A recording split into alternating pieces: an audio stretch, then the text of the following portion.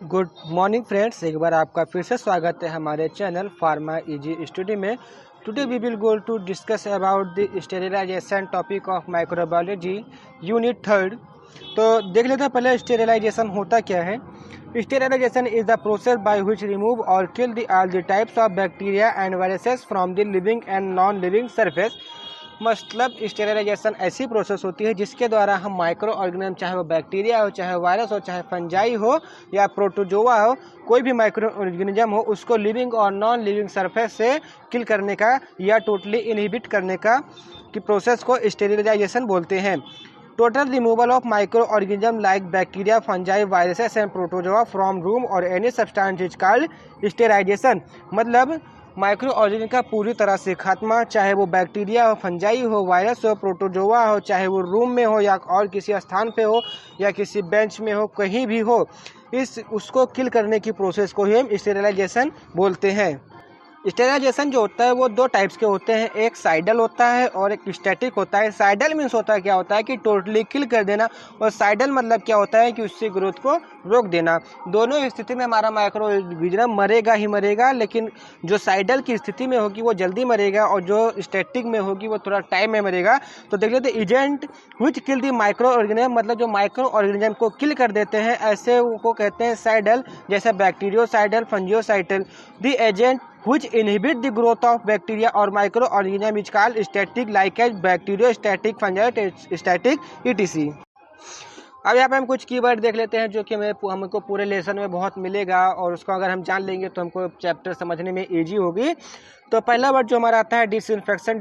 Disinfection क्या होता है मैं सीधा आपको बताता हूँ कि जो पैथोजेंस के द्वारा प्रोड्यूस किया जाता है इन्फेक्शन किसी भी सरफेस एरिया पे या किसी भी मनुष्य में या किसी भी सब्सटेंस पे आप देख लीजिए, तो it is the process of all pathogens and organism capable of producing infection in all living things. दूसरा हमारा क्या है डिसइंफेक्ट। डिसइंफेक्ट मतलब क्या होता है कि डिसइंफेक्शन को वहां से हटा देना।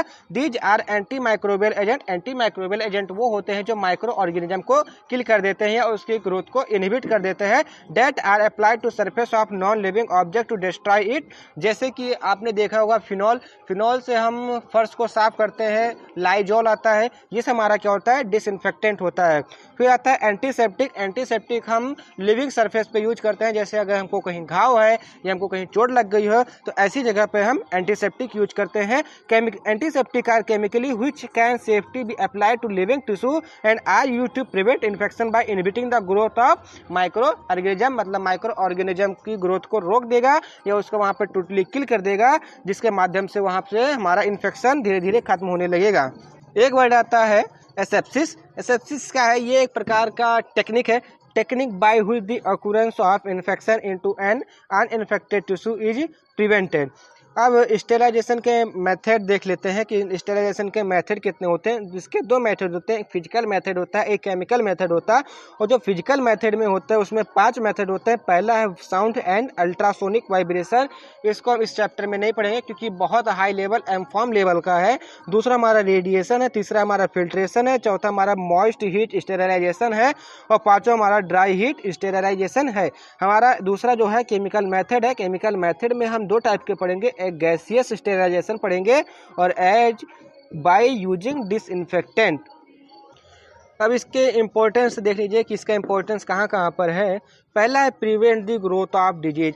मतलब ये अगर आप किसी भी इन्फेक्शन में आ जाते हैं, किसी पैथोजेंस के इन्फेक्शन में आ जाते हैं, तो वहाँ से आपको ये प्रिवेंट करेगी।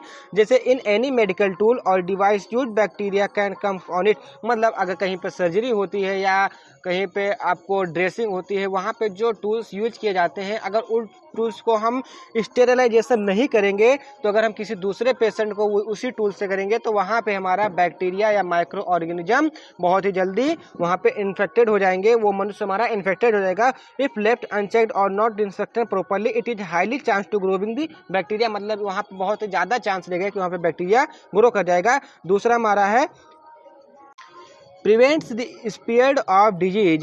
If surgical equipment is not properly sterilized, the patient are exposed to a disease the previous patient disease. फिर हमारा तीसरा क्या है, prevent double surgery. If unsterilized equipment is used it can cause an infection leading to another surgery later on the order to remove it. इसका सीधा सीधा मतलब यह है कि अगर हम कोई भी टूल से एक आदमी का ऑपरेशन कर रहे हैं और उसी आदमी को अगर हमने कहीं अलग जगह कट लगाना है, तो अगर हमने उस टूल्स को स्टेरिलाइज नहीं किया तो वहाँ के जो पैथोजेंस होंगे, हम जहाँ दूसरी जगह हम कट लगाना चाहते हैं वहाँ पे हमारा वो बैक्टीरिया, वो वायरस वहाँ पे या फंजाई होगा या कुछ भी होगा, वहाँ पे हमारा ग्रो कर जाएगा। फिर है to prevent decomposition spoilage of food and food product, to prevent unwanted microbial contamination in antibiotic enzymes vitamin ETC। मतलब जो हमारे एंटीबायोटिक एंजाइम विटामिन में हमारा जो माइक्रोबियल एजेंट या कोई हमारा माइक्रो ऑर्गेनिज्म है हमारा कॉन्टामिनेशन कर जाता है, जिसके कारण से वो हमारा दूसरा इफेक्ट देने लग जाता है, एलर्जी एक क्रॉस कर जाता है, उसको रोकने के लिए हम स्टेरिलाइजेशन यूज करते हैं। तो पहला हमारा आता है physical method. Physical method, heat is considered as most reliable मतलब विश्वसनीय, इजी मतलब आसान, एंड सिंपल मतलब साधारण method of sterilization. This method is used for those substance which can thermostable. अब यहाँ पर आता है थर्मोस्टेबल। थर्मोस्टेबल का मतलब क्या होता है कि उस पर टेम्परेचर का कोई इफेक्ट नहीं पड़ता, चाहे टेम्परेचर कितना भी हाई हो जाए या टेम्परेचर कितना भी लो हो जाए, वहाँ उस सब्सटेंस पे कितना भी टेम्परेचर हो जाए कोई फर्क पड़ने नहीं होता है। And those products which are heat sensitive, मतलब कि जो टेम्परेचर को जो हीट को टेम्परेचर को सेंसिटिव मतलब सहन कर सकता है या महसूस कर सकता है। On the basis of use heat is two type. पहला हमारा क्या है, ड्राई हीट स्टेरिलाइजेशन, और दूसरा है मॉइस्ट हीट स्टेरिलाइजेशन। तो ड्राई हीट स्टेरिलाइजेशन क्या होता है, in this method the material is kept under the flame और heat and after longer exposure the micro organism like as bacteria viruses are kill. मैं आपको सीधा बताता हूँ कि कोई भी वायरस या कोई भी micro organism 103 degree centigrade plus में ग्रो नहीं कर सकता है, वो वहाँ पे किल हो जाएगा। इसीलिए हम यहाँ पे बंसन बर्नर का यूज करेंगे या किसी भी ऐसे मटेरियल का यूज करेंगे कि जो 103 डिग्री सेंटीग्रेड हमको टेम्परेचर दे सके। और जब हम उस पर कोई भी इक्विपमेंट पे अगर हम 103 डिग्री सेंटीग्रेड अप्लाई कर देंगे तो वहाँ पे जो हमारा माइक्रो ऑर्गेनिज्म होगा, वायरसेस होगा, बैक्टीरिया कुछ भी होगा, वो किल हो जाएगा। In this method, there are some of material are used like as glassware, oils, powder, metal instrument, and other items wrapped in paper. The temperature and time is based on their thermal deadline, मतलब उसका thermal deadline के ऊपर हमारा temperature and time मतलब कितना temperature पे और कितनी देर के लिए हम उसको हीट करेंगे, ये हमारा उसके थर्मल डेडलाइन पे निर्भर करता है। There are various method of dry heat sterilization, मतलब ड्राई हीट स्टेरिलाइजेशन के बहुत सारे मेथड है, लेकिन हमको जो मेनली पढ़ना है वो हॉट एयर ओवन है। लेकिन हम थोड़ा थोड़ा सबके बारे में जान लेते हैं। Sunlight, direct sunlight has sterilizing effect due to presence of UV rays and heating effect of infrared rays. मतलब जो सनलाइट होती है, जैसा कि आप देखते हो कि sunlight 35 degree centigrade, 40 degree centigrade, 45 degree centigrade आती है, तो उसमें से जो अल्ट्रा वायलेट रेज निकलती हैं वो ultra violet rays direct micro organism पे अटैक करेंगी और हमारे उस माइक्रो ऑर्गेनिज्म को किल कर देंगी। Red heat inoculating wires, loops, force point and spatulas are sterilize by the holding them on flame on Bunsen burner. मतलब रेड हेड का मतलब क्या होता है कि उसको इतना हीट कर देना कि वो रेड कलर में चेंज हो जाए, तब वहाँ पे वो हमारा जो वायरस या माइक्रो ऑर्गेनिज्म होगा वहाँ पे वो किल हो जाएगा। इंक्लूडिंग इनोक्यूलेटिंग वायर्स जो कि हम स्टेरिलाइजेशन मेथड में यूज करते हैं, लूप्स है, फोर्स है, फोर्स पॉइंट एंड स्पेशलाइज, जैसे कि हमारे जो मटेरियल्स है स्टेनलेस मटेरियल्स है, इन लोगों को हम बंसन बर्नर के द्वारा गर्म करके वहाँ उसको स्टेरिलाइज करते हैं। फिर हमारा फ्लेमिंग है, glass light mouth of culture tubes on बोतल, मतलब कांच की चीज़ को हम इतना ज़्यादा गर्म नहीं कर सकते हैं, अगर ज़्यादा गर्म करेंगे तो वो क्रैक हो जाएगी, इसलिए हम फ्लेमिंग का यूज करते हैं। Cover slips, sketch, blades and needle are sterilized with flame. 14 हमारा है incineration. This is an efficient method for destroying infective materials such as bleeding, soil, dressing, and pathological materials like sputum and stool or car covers. मतलब इसका मतलब क्या है, आप सीधा समझिए कि आपको अगर जैसे टीबी ट्यूबरक्लोसिस हुआ, आपको बलगम में से स्प्यूटम का चेकअप करवाना है, तो आप अपना स्प्यूटम देंगे उसको, तो उस स्प्यूटम को प्योर करने के लिए हम इंस्टिलेशन यूज करते हैं, जिससे कि अगर उस पर कोई भी माइक्रो ऑर्गेनिज्म मतलब जम गया हो तो वहाँ से वो मिट जाए या किल हो जाए। अब हमारा आता है पांचवा सबसे मेन जो है हॉट एयर ओवन। इसका प्रिंसिपल क्या है? The basic principle of hot air oven of sterilization is to maintain high temperature. मतलब इसका सीधा सीधा एक मतलब होता है कि इसको केवल टेम्परेचर, वो भी हाई टेम्परेचर मेंटेन करना होता है। So the protein of bacteria are denatured, जिससे कि जो बैक्टीरिया की प्रोटीन है वो डीनेचुरेट हो जाएगी। और अगर उसकी प्रोटीन डीनेचुरेट हो जाएगी तो आपको पता है कि जो वायरस बैक्टीरिया कोई भी माइक्रो ऑर्गेनिज्म होता है, जो उसकी सेल मेम्ब्रेन होती है वो प्रोटीन एंड फास्फोलिपिड से बनी होती है। अगर वहाँ पे प्रोटीन हमारे इनहिबिट हो जाएगा तो उसका ग्रोथ वहाँ पे इनहिबिट हो जाएगा and oxidized, so the bacteria will cry. और अगर हम उसमें से ऑक्सीजन निकाल देंगे तो सीधी सी बात है भैया, वो भी मर जाएगा। On the basis of working hot air oven is two types: static hot air oven and forced hot air oven. जो स्टैटिक होगा वो ओनली हीटिंग करेगा, बट जो फोर्स होगा वो हीटिंग एंड ब्लोइंग दोनों करेगा। अब इसका कंस्ट्रक्शन देख लेते हैं। अब हम हॉट एयर ओवन का कंस्ट्रक्शन देख लेते हैं। Construction, it is made up of polymer and stainless steel. ये पॉलीमर से बना होता है, स्टेनलेस स्टील से बना होता है। At the bottom heating coil and A blower fan is present. मतलब इसके बॉटम पे आप देखिए, यहाँ पे मैं आपको इंस्ट्रक्शन के माध्यम से दिखा रहा हूँ। इस पर एक नीचे हीटिंग कॉइल लगा है एंड एक ब्लोअर फोन लगा है, कि जिसमें ब्लोअर फोन किस लिए यूज किया जाता है? कभी कभी इसको हीट बढ़ाने के लिए भी यूज किया जाता है, कभी कभी उसको कूलिंग देने के लिए भी यूज करते हैं। एंड इस is present in side diffusion valve. आप डिफ्यूजन वाल्व के अंदर देखिए, आपको ट्रे दिख रहे होंगे, 3 ट्रे लगी हुई है। Tray is placed on which the material is lost, जहाँ पे मटेरियल लॉस्ट हो जाता है। अब इसका एडवांटेज और मेरिट्स क्या होता है? It does not react with metal, मतलब मेटल के साथ रिएक्ट नहीं करता है। It does not cause metal to corroding. It is relatively inexpensive, मतलब ये थोड़ा एक्सपेंसिव है। It does not release any harmful fumes, मतलब ये कोई भी हार्मफुल फ्यूम्स रिलीज नहीं करता है। इसका डिसएडवांटेज क्या है? इट इज स्लो, मतलब ये slow and take several time, बहुत ज़्यादा समय लेता है। It is not suitable for heat sensitive material, मतलब जो हीट सेंसिटिव मटेरियल होते हैं उसके लिए सुटेबल नहीं होता है। जो हमारा दूसरा मेथड है मॉइस्ट हीट स्टेरिलाइजेशन, ये बहुत ज़्यादा इंपॉर्टेंट है। Moist heat sterilization is more effective than dry heat sterilization, मतलब ड्राई हीट स्टेरिलाइजेशन से बहुत ही ज़्यादा इफेक्टिव है moist heat sterilization. It kills the micro organism by denaturation of enzyme and protein. अगर आप जानते हैं कि उसके सेल मेम्ब्रेन में प्रोटीन्स होते हैं और उसमें एंजाइम रिएक्शन अगर बंद हो जाएगी तो माइक्रोऑर्गेनिज्म ऑटोमेटिकली किल हो जाएंगे। इन the presence of water in excessive amount it is more effective, मतलब वाटर अगर वहाँ पे ज़्यादा अमाउंट में प्रेजेंट है तो ये बहुत ही ज़्यादा इफेक्टिव हो जाता है।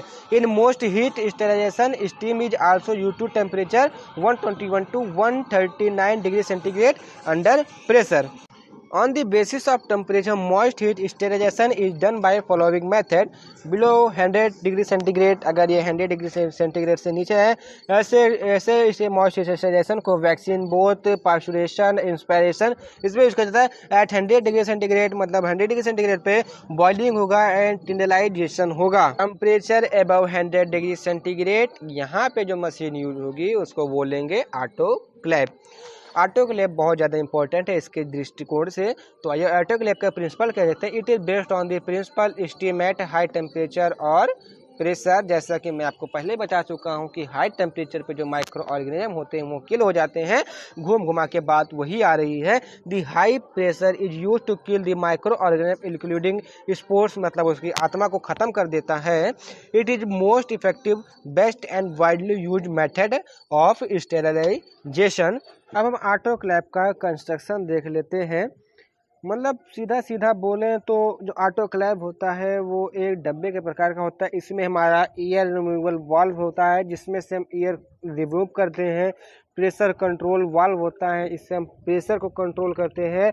वेट ऑपरेटेड, मतलब उस प्रेशर को वेट करके हम प्रेशर कंट्रोल करते हैं। एलईडी लगी होती है और एक प्रेशर वेजल लगा होता है, जो कि प्रेशर वेजल मतलब उस प्रेशर को संभाल सके। वाटर लेवल, कि उसमें कहाँ तक हमको वाटर फिलअप करना है। एक ड्रेन वाल्व लगा होगा जिससे कि हम वाटर को वहाँ से एक्सक्रीट कर सकें। हीटिंग एलिमेंट लगा होगा कि उस पानी को गर्म कर सके। परफॉर्म बॉटम प्लेट मतलब एक बॉटम प्लेट लगी होगी, वो एकदम स्टेनलेस स्टील की बनी होगी। एक प्रेशर गॉज बना होगा एंड सेफ्टी वाल्व होगा। एक थर्मामीटर होगा, थर्मामीटर उसके टेम्परेचर को मतलब नापने के लिए यूज करेंगे यहाँ पे। तो ये है इसका हमारा ऑटोक्लेव का कंस्ट्रक्शन, जो कि बहुत ही ज़्यादा इजी है। अब इसका प्रोसीजर या वर्किंग देख लेते हैं। Water is filled in autoclave. सबसे पहले हम उसमें वाटर फिल करेंगे, क्योंकि ये हमारा ड्राई नहीं है, हमारा मॉइस्ट हीट स्टेरिलाइजेशन है। Materials to be sterilize are kept inside. Now maintain the temperature. फिर इसका टेम्परेचर जितने पे हमको सेट करना है उस पर हम मेंटेन कर देंगे। Set the temperature at 126 degree centigrade for 10 minute और at 133 degree centigrade for 3 minute. After certain time close the autoclave release the pressure. मतलब कुछ समय के बाद ऑटोक्लेव हमारा प्रेशर रिलीज करने लगेगा। And then open the container, और हम कंटेनर को ओपन कर लेंगे। आफ्टर कूलिंग मतलब उसको कूल कर लेंगे। अनलोड द मटेरियल मतलब उसमें से मटेरियल निकाल लेंगे और उसको ऑब्जर्व करेंगे कि उसमें से माइक्रो ऑर्गेनिज्म किल हुआ है या नहीं। अब इसका एडवांटेज देखते हैं। ऑटोक्लेव रैपिड मतलब फास्टली एंड इफेक्टिव ज़्यादा। It is destroy the micro organism more effectively than dry heat method. It is use for official injection. Disadvantage इसका क्या है? Heat sensitive material can not be sterilized by this method. मतलब जो heat sensitive होंगे वो इस method से किल नहीं होंगे। It is not suitable for anhydrous powder. ये अनहाइड्रस पाउडर के लिए भी सुटेबल मेथड नहीं है। तो हमारा दूसरा मेथड क्या है? Chemical method of sterilization. मतलब हम केमिकल मेथड का सीधा सीधा मतलब होगा कि केमिकल के यूज से हम माइक्रो ऑर्गेनिज्म को किल करेंगे। When the sterilization process is perform by using certain chemicals is called chemical method of sterilization. In chemical method different gases and liquids are used to kill the microorganism. Example of chemical sterilizing method. पहला हमारा liquid है कि liquid chemical के माध्यम से हम कैसे sterilise करेंगे। एल्कोहल हमारा पहले आता है। एल्कोहल क्या करेगा? अगर हम माइक्रो ऑर्गेनिज्म पे अप्लाई करेंगे तो उसके जो प्रोटीन होगा उसको कोगुलेट कर देगा और उसको डिनेचर कर देगा। और अगर आप जानते हैं, मैं बता चुका हूँ कि अगर प्रोटीन जो हमारी होती है वो हमारे सेल मेम्ब्रेन में उपस्थित होती है, और अगर कोई भी केमिकल अगर उसकी प्रोटीन को अगर मार दे, अगर किसी बैक्टीरिया वायरस की प्रोटीन को हम मार दें तो उसकी ग्रोथ नहीं हो पाती है, जिसके कारण से वो एट ए टाइम वो किल हो जाता है। दूसरा हमारा एल्डिहाइड है, वो न्यूक्लिक एसिड के साथ रिएक्ट करेगा और उसके प्रोटीन को खत्म कर देगा। फिनॉल क्या होगा? फिनॉल उसके प्लाज्मा मेम्ब्रेन को ही डिस्ट्रॉय कर देगा। अरे भाई, अगर प्लाज्मा मेम्ब्रेन ही डिस्ट्रॉय हो गया तो उसमें कोई फ्लूइड ही नहीं बनेगा। एंड डिनेचर प्रोटीन को डिनेचर कर देगा। हैलोजन मीन्स ऑक्सीडेज कर देगा, मतलब उसमें जितने भी वाटर की मात्रा है उसको बाहर निकाल देगा। हैवी मेटल्स में इनहिबिटिंग एंजाइम एक्शन, मतलब अगर हम उस पर हैवी मेटल्स यूज करते हैं तो उसके एंजाइम एक्शन को इनहिबिट कर देगा, तो जाहिर सी बात तो सीधा मर जाएगा। Surface active agent denature protein, मतलब उसके जो सरफेस एक्टिव एजेंट होते हैं जैसे लाइजोल आप देख रहे हैं ना, लाइजोल को जब हम फर्श पे डालते हैं तो हमारे जो माइक्रो ऑर्गेनिज्म होते हैं वो किल हो जाते हैं। वो क्यों किल हो जाते हैं? डिनेचर ऑफ प्रोटीन उसके प्रोटीन को डिनेचर कर देते हैं। डाई सेल्यूलर ऑक्सीडेशन, मतलब जो डाई होता है उसके सेल्यूलर ऑक्सीडेशन की क्रिया को बढ़ा देता है, जिसके कारण से उसमें वाटर ऑब्जर्प्शन जो होता है वो जल्दी होने लगता है, जिसके कारण से वो किल हो जाता है। दूसरा हमारा गैस है। गैस में formaldehyde, ethylene oxide and beta propiolactone. मतलब जो फॉर्मेल्डिहाइड होगा वो एल्कलाइटिंग एजेंट है, मतलब एजेंट है जो कि हमारे उस वायरस या बैक्टीरिया माइक्रो ऑर्गेनिज्म के प्यूरिन एंड पिरिमिडीन को इफेक्ट करेगा। और जो एथाइलिन ऑक्साइड है विथ पेनिट्रेटिंग पावर, मतलब हाई पेनिट्रेटिंग पावर, मतलब पेनिट्रेटिंग पावर मतलब उसको बहुत ही तेजी से किल कर देगा। बीटा प्रोपिलोलैक्टेन, मतलब उसके डीएनए को डैमेज कर देगा, मतलब उसके डीएनए में म्यूटा रोटेशन कर देगा, जिसके कारण से वो वहीं पे किल हो जाएगा। कि कौन क्या किल होगा? माइक्रो ऑर्गेनिज्म किल होगा। इसकी आइडियल प्रॉपर्टीज देख लेते हैं। Wide spectrum activity, active in the presence of organic compound, मतलब ऑर्गेनिक कंपाउंड के प्रेजेंस में एक्टिव रहता है। Efficient in acidic and basic medium, static and basic medium दोनों में काम करता है। हाई पेनेट्रेटिंग पावर, इसकी पेनेट्रेटिंग पावर हाई होती है। Suit by stable at high temperature, मतलब हाई टेम्परेचर पर मतलब थर्मो स्टेबल होता है। Safe and easy use, cheap and easily available, मतलब ये सस्ता भी होता है और इजीली अवेलेबल भी होता है।